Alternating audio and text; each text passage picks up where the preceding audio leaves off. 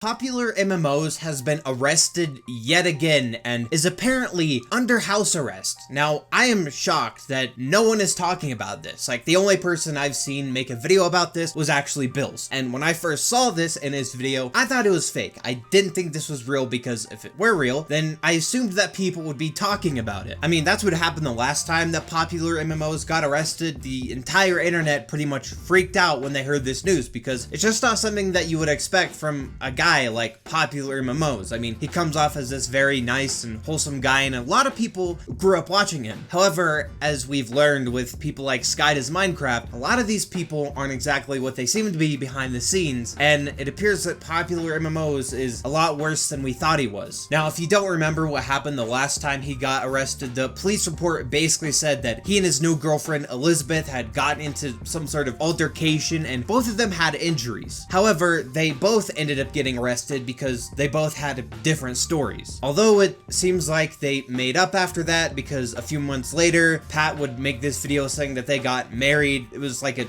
joke video. They didn't actually get married, but obviously they were still together after that incident. Now, in the police report, both Pat and Elizabeth claimed that they were drunk, and that's kind of what started that fight. Well, it appears that it's happened yet again, and this time what happened was much worse than last time. So this right here is the official police report, and it says Patrick Julianell, which is Pat's real name, was arrested for assault with a deadly weapon without intent to kill. So basically meaning that he used a weapon to hurt someone but didn't intend to kill them. Now, this right here is the police officer's recollection of events. I'm not gonna read all of it. I'm gonna give like a short summary and just read the important parts. But basically he says that Elizabeth and Pat had gone out drinking somewhere, and this is when Patrick started assaulting her. And when they got home, Pat ended up going outside, falling asleep. She got scared that he would hurt her again and basically went inside and locked all of the doors. The victim advised the suspect eventually awoke and was holding a knife while standing outside of the residence. The victim stated the suspect said he slashed the tires to their vehicles and wanted to come back inside of the residence. The victim stated she observes the suspect holding the knife to his arm and yelling. The victim advised she then came outside of the residence because she believed the suspect had calmed down. The victim stated the suspect then began to chase her with the knife, screaming obscenities. The victim advised she began running around the outside of the residence and down the street of the neighborhood screaming for help while being in fear for her life. And then she says that Pat ended up catching up to her and stepping on her foot, and then she eventually ran and got help from a security officer. However, it also says that she refused to file domestic violence paperwork and also refused to have her injuries photographed. Now, this right here is Pat's story and his recollection of events. I then made contact with the suspect, who stated at no point in time did he touch the victim. The suspect stated he got into a verbal altercation with the victim at main event, and then they returned home. The suspect advised at the residence the victim began striking, hitting, and throwing things at his face. I observed no injuries on the suspect's face. The suspect stated he was locked out of the residence by the victim, so for no reason, he decided to slash the tires to their vehicle. I observed 3 slashed tires on both vehicles, consistent with the suspect's story. So already this is not looking very good for Popular MMOs. I mean, he's already pretty much confirmed her story, even admitting to slashing her tires. The suspect advised, and this is blurred out, but at no point in time did he chase or threaten the victim. The suspect stated the victim exited the residence and cut his arm. When I initially asked the suspect stated the victim exited the residence, and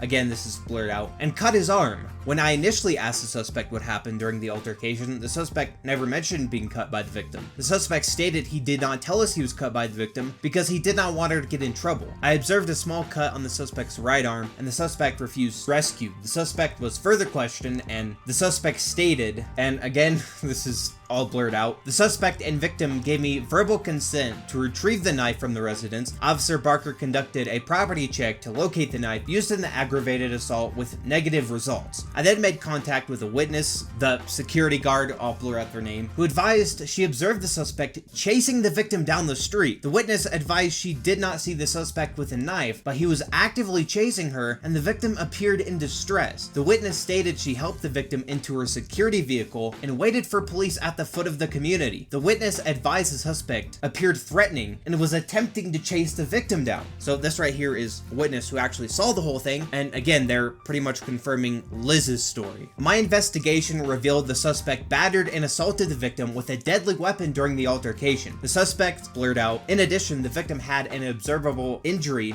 on her ankle, which she stated was caused when the suspect chased her with a knife and stepped on her heel. The victim also advised she was in fear of her life while being chased by the suspect. The witness also observed the suspect chasing the victim and stated he appeared threatening. The witness was concerned for the victim's safety and stopped to help, due to the victim running away from the suspect and seeking safety from security before our arrival. I have probable cause to arrest the suspect due to observable injuries and witness accounts consistent with the victim's story. And after that, his bond was set to $5,000 and he was placed under house arrest. Now, this honestly doesn't look very good for Pat whatsoever. Now, the first time this happened, he claimed that Liz was bipolar and she was the one that had abused him. Although in this situation, it seems like he was the aggressor. Either way, this really doesn't look good for Pat. And like I said, I'm surprised that no one is talking about this. Now, currently, Pat has not made any sort of statement on this. He's not made any videos talking about this whatsoever, although he can't really post on Twitter because his Twitter got hacked at one point. But last year, the first time he was arrested, he said this. Still haven't posted anything because it's so complicated. There are people I don't want to hurt with my response. I never hurt anyone, but I'd almost rather take the hate myself. They never tell you how hard it will be to have a job in the public eye. So I really don't know what that was referring to. I mean, it kind of made it seem like he was talking about Liz, although they ended up staying together for another year. I really don't know what to think of this, and I'm just gonna say it looks bad for Pat, and I'm just really disappointed. This is yet another one of my childhood heroes doing something bad. But yeah, these are just my thoughts on this entire situation. If you guys have enjoyed, be sure to hit the like button down below and subscribe to the channel. Hey, you, the one watching this right now, click this video. I promise, it's amazing.